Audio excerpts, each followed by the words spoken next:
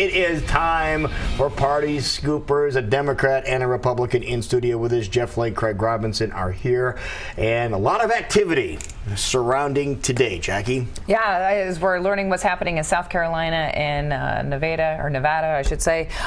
There's firing going on, accusations, people punches thrown. Punch you in the face. So what exactly is going on, or what's happening? And a debate. Yeah. I mean, this is on the Republican side. We are in the throes of maybe the final moments of this process, where things get really real when you have Trump winning in New Hampshire, then South Carolina. He's expected to win in Nevada tonight, and so it's becoming the options for his opponents, really Ted Cruz and Marco Rubio, are very narrow.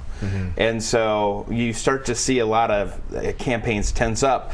Yesterday, Cruz fired his national spokesperson, Rick Tyler, over he spread a story, helped spread a story that was untrue about Marco Rubio.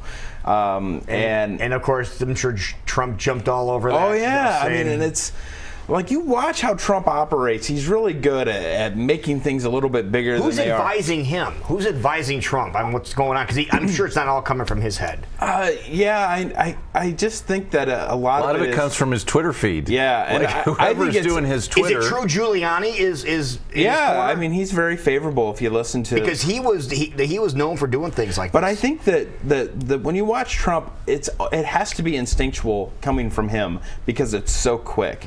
He will pounce on things and he doesn't back down. Just like you brought up, he tells a protester last night he wants to punch him in the face. Yeah, I have the quote up on the screen here from the New York Post. If you want to take a look at it.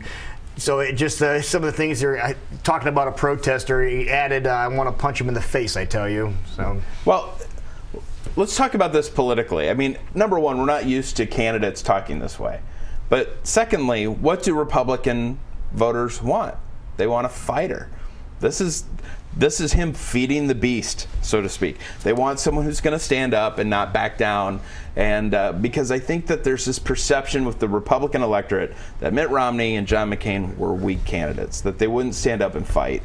If Trump's done anything in this campaign, it's that he's shown the willingness to take on anybody, George W. Bush, and everybody. I mean, it's really the Pope. Yeah, when you take on the Pope. Yeah, I tweeted last week. I'm like, just stop for a second. That the Pope is actually responding to Donald Trump. The interesting thing is, I think Ted Cruz has kind of missed what's going on politically, and that is, he's looked back at these last few elections and said what Republicans are really looking for is an ideological purist. Someone who is right on all the issues, whether it's on the social issues or abortion, same-sex marriage, all this. And obviously Trump is not ideologically pure. In fact, we don't even know if he has an ideology. But what he's decided is, I'm going to show strength at every turn in this game. And it's kind of a game for him. But his overarching theory is, I'm going to show strength no matter what. And it doesn't matter, the ideology is not what people are responding to, because he honestly doesn't have one. He's all over the map. Yep. But a lot of voters are all over the map too, and what they really are going to is the fact that he's going to be strong. I mean, he said one of the more ridiculous things the other night after South Carolina. He says, look, we're going to be winning so much as a country that you're going to get sick of winning. You're going to be tired of winning. We're going to win. You're going to be tired of winning. Like, it's absolute garbage. It's nothing. But people took to it in that room. It's crazy. Well, let's move over to the Democratic side for a second. Can you please explain between Hillary and Bernie, between delegates and superdelegates, because they seem to be really close on one end, but not so much on the other. So the delegates are the people that get elected to the National Convention based on the votes in each state. So Iowa was obviously very close. New Hampshire was not as close, so Bernie got more delegates elected on the primary in New Hampshire than Hillary did, and she won a little narrowly in Nevada.